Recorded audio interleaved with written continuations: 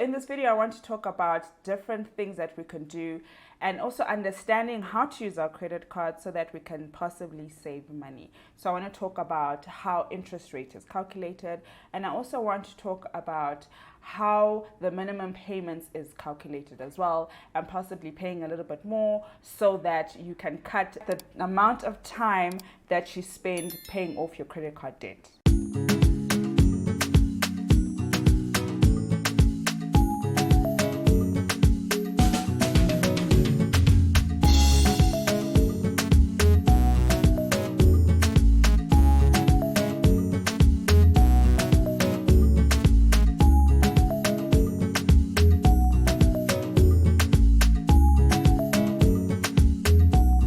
So the first thing I want to talk about is interest rate. So in your credit card, there is something called the annual percentage rate. This is a rate that your credit card provider charges you to use on your credit card. So that can be seen on your statement. It can be seen on your agreement as well that you have with the bank. I want us to discuss how we calculate the monthly APR and also the daily APR. So the first thing that we need to know is to find the current APR and the current balance. Like I said, this is mostly on your statement itself and also on the loan agreement that you have with your credit card provider. So you find out what that is, the APR rate, and you also then divide that by 12 to get your monthly APR rate.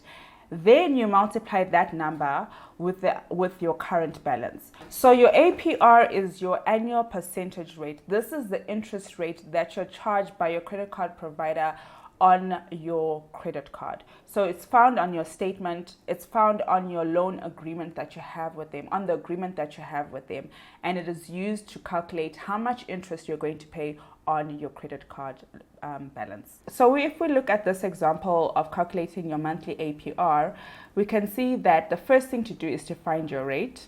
So your current APR rate and your current balance, so that you can find out and calculate how much interest rate you're going to pay for that month. So in this example, with your balance as at 31 August 2023 of 500 Rand, and you've made no purchases during that month, and your APR rate is 18%, which means that that's your interest rate on the amount that you owe on your credit card. So the next step that you'll do is to then divide your APR rate by 12, which then will give you your monthly rate. So you can see here, we take the 18% and you divide that by 12, and that's then your monthly rate. The next step that you'll do to find out how much interest you pay for that month is then to take your balance of 500 Rand for that month and you multiply that by your APR, which is 0.015. So how much interest you pay for that month is basically 7.5 Rand. The same principle applies when you're calculating your daily APR rate. So in the other example, when you're calculating your monthly APR rate, you divide it by 12 months. And in this example, you're then going to divide that by 365 days, irrespective of if it's a leap year or not. So it doesn't matter if it's a leap year, you're always going to divide that by 365 days. So the same method applies. You find out what your rate is, you find out what your balance is, you divide that by 365 days, and then you multiply that number with the amount of your current balance. So if we use the same information like we did in the first example, your balance being 500 Rand at 31 August 2023, and you've made no purchases during the month, with your APR, your annual percentage rate, which is your interest rate of 18%. You divide that by 365, which is then 0.0005. Then you multiply that by 500 Rand. So remember, this is daily. So one thing that I also want to mention is that the average billing period is 30 days. So in this example, I'm going to use 30 days just for using the average billing period. That's usually how they charge your interest rate. So that's what I'm going to use for this example. So if we can continue with this example, if you have 500 Rand, which is your current balance, your daily APR rate of 0.0005, the amount of interest per day will be 0.2466. So if you want to find out how much your interest for the month is going to be, you take your interest calculated for the day, which is 0.2466, and multiply that by 30 days. Remember, I said that that's the average billing period, so I'm going to use that for this example, which then will mean that the interest that you're going to pay for that month is also 7.4. So I also want to discuss compounding. So compounding, I know sometimes confuses some people, but simply compounding just means is that if, for example, you earn money. So it's when you earn interest on both the money that you saved and the money interest that you've earned. So if you think of it that way, the same principle applies for when you spend money. So you'll spend money and then pay interest on that money for that month. That interest is then added to the money that you've spent in the following month, and then you calculate interest on that, on the total amount as well. So the same principle applies. So you're basically paying interest on interest. So if we look at an example of compounding interest, so I'm going to find out how much is my interest going to be for August. So if I use the same information as my previous example, I remember I calculated my interest for August to be 7.4 Rand for that month. So that will be then my closing balance for August. So then that will then mean for my opening balance for September is then 507.4 Rand. So if I multiply that and I found out what is my interest rate for that month, I calculate that to be 7.5. So we're going to use the same way that we calculated our daily interest rate. So then we take the 507.4 times 0.005, which will then give me a daily interest of 0.2502. Then I multiply that by 30 days. Remember, I said that that's the average billing period, so I'm going to just use that as well for this example. The interest then for September is in 7.5.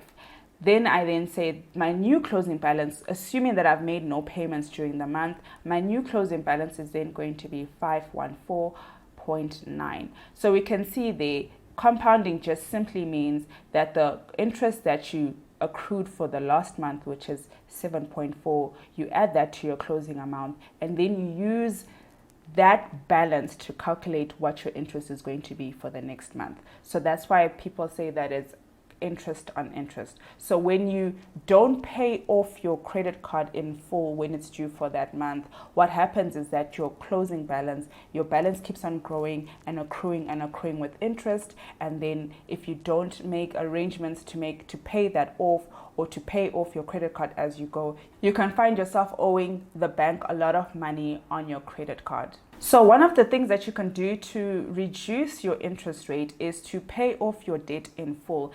In the next video, I'm going to speak about using the interest-free period to make sure that we take advantage of that. We understand what that means, and we then use that to then not pay interest even though we're using our credit cards. So what you can do to reduce your interest, for example, is to then, if for example, like in my last example, if I owed 500 Rand and the bank says it's due on the 25th of September, I just make sure that I pay them that 500 Rand on the 25th of September, and then I don't accrue any interest. But I'll go into that a little bit later in my next video. Paying a little bit more of the amount that you owe reduces your balance. When you reduce your balance, you reduce the interest that is calculated, and therefore you reduce how much you owe to the bank, and you cut off at that and you pay that off sooner. And also, like I said, taking advantage of the interest-free period, which I'll discuss in the next video.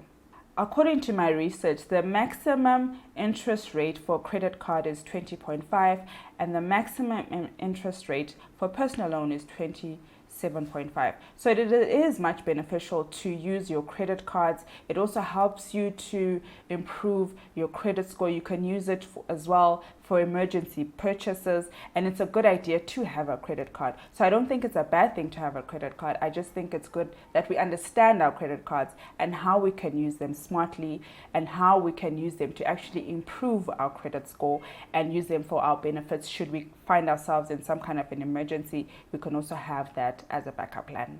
So the next thing I also want to discuss is the minimum payments. Minimum payments is usually a percentage that's on your loan agreement of how much you have to pay per month. So for example, it could be 5%, it could be 1%, it could be 2%. It also just depends on your specific loan agreement. Please remember to do your own research, to find out from your credit providers, to find out what your credit card means, your terms and conditions. If you don't understand something, you then call them and make sure you understand everything. This video is just for information purposes only, so please also remember to do your own research. But in this example, I just want to discuss how your minimum payments is calculated. So with the principal amount of 2,000 Rand, interest rate per year of 20.5. So in this example, my APR is going to be 20.5%. Then the minimum payments is 5%. This just means that every month I have to pay at least 5% of how much I owe. So this example then will mean that monthly minimum payment that I have to make is the principal amount of 2,000 Rand times 5% of 100 Rand. So how the minimum payment is calculated is as follows. So for month 1, I just put in the first 3 months of how we can see how to calculate our minimum payments for 3 months, right? So the first month, my principal amount is 2,000 Rand times 5% is 100 Rand. And then you can see there, that's the interest that you're going to pay of 34.17. And how much will go towards your principal amount, which is your debt amount, is 65.85. It means then my closing balance is the 1.934.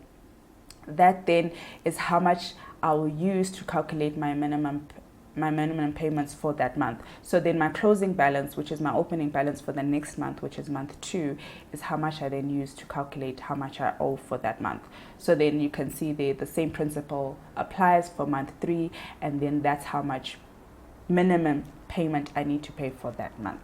Then a portion of that is then allocated to our interest, and then a portion of that is allocated to the 2,000 Rand that we owe. The key takeaways from this is that we would have paid total interest of 980 and the principal amount of 2,000 Rand, and it will take us 94 months or 8 years to pay off our credit card debt. If we do want to then reduce how much time it takes us to pay off our credit card debts, what we can do is to pay a little bit more or a fixed amount. So if I use the same example as I used in the previous example, and this time instead of paying the minimum payments of 5%, I then say I'm going to pay 200 Rand. So fixed amount of 200 Rand from inception up until I pay off the loan. That will mean for the first 3 months it's going to be 200 Rand, 200 Rand and 200 Rand. My interest then will be the following in this column here, and then what will go towards my principal amount, which will then the 2,000 Rand, is this column here. The key takeaways from this is that the total interest that I would have paid is 211 Rand, and the principal amount will then be the 2,000 Rand. You're always going to pay off your principal amount because that's the amount that you went to the bank to. The interest is the one that can vary depending on your specific interest rate that the bank gives you and how much you owe from the bank. So if you, for example, take out more, then your interest is going to be more. If you take less, then your interest is going to be less. If you pay more towards your interest every month, then your interest is going to be less because you're basically reducing how much you owe to the bank, which then reduces how much they calculate on the interest.